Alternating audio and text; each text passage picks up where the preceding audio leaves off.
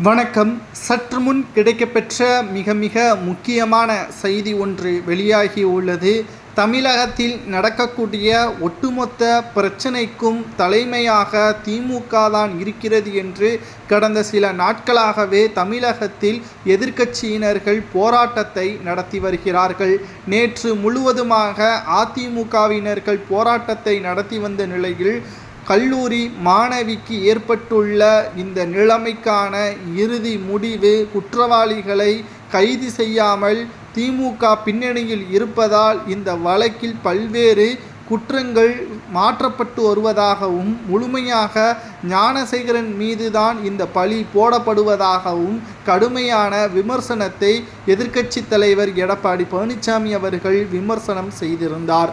இந்த நிலையில்தான் நேற்று ஒட்டுமொத்தமாக தமிழகம் முழுவதும் போராட்டங்கள் நடத்தப்பட்டிருந்த நிலையில் இன்று சென்னையில் உதயநிதி ஸ்டாலின் அவர்களது கார் கண்ணாடி உடைக்கப்பட்ட சம்பவம் பேர் அதிர்ச்சியை ஏற்படுத்தியுள்ளது. மேலும் தமிழகத்தில் நடக்கக்கூடிய கொலை கொள்ளை சம்பவங்கள் அனைத்திற்கும் திமுக தான் பின்னணியில் இருக்கிறது.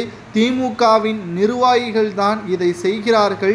ஆகையால் இவர்களை கைது செய்வதற்கு காவல்துறையினரும் தயக்கம் காட்டுவதாக எதிர்க்கட்சியினர்கள் தெரிவித்ததை மக்கள் மனதில் ஆழமாக பதிந்துவிட்டது. இந்த நிலையில்தான் உதயநிதி ஸ்டாலின் அவர்கள் துணை முதல்வராக இருக்கக்கூடிய நிலையில் அவரது கார் கண்ணாடியில் கல்லை விட்டு எரிந்ததில் சிறிதளவு சேதம் ஏற்பட்டுள்ளது. மேலும் அவர்கள் பொதுமக்கள்கள் தங்களுடைய ஆதங்கத்தை தெரியப்படுத்தும் விதமாக இவ்வாறு செய்திருப்பதாக பாஜக மாநில தலைவர் அண்ணாமலை அவர்களும் தெரிவித்திருக்கிறார்.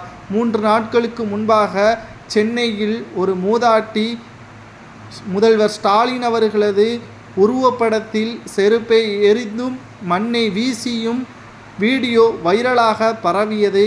மேலும் ஒட்டுமொத்த தமிழக மக்களது ஒட்டுமொத்தமாக திமுக அரசை எதிர்க்கக்கூடிய வகையில் அமைந்துவிட்டது என்றும் இதனால் மூதாட்டியை கைது செய்ய வேண்டும் என்று திமுகவின் எம்எல்ஏ தெரிவித்திருந்தார்.